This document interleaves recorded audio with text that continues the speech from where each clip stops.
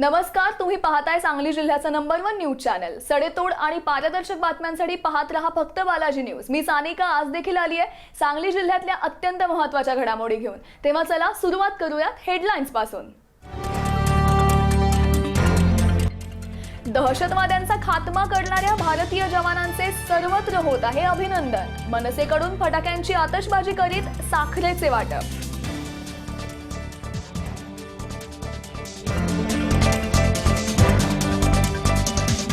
मी कोरं पाकिट, पक्ष जो पत्ता लिहिल ते पद स्वीकारेन। चंद्रकांत पाटील यांचे मुख्यमंत्रींबाबत कोल्हापुरात केलेले वक्तव्य।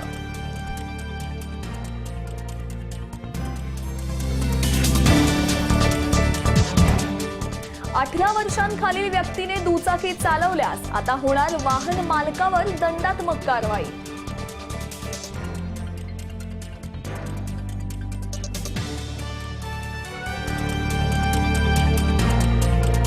पुणे बेंगळूर हायवे आणि प्रवाशांना लुटणाऱ्या टोळीला इस्लामपूर पोलिसांनी केली आहे अटक। 7 लाखांचा मुद्देमाल यावेळी जप्त।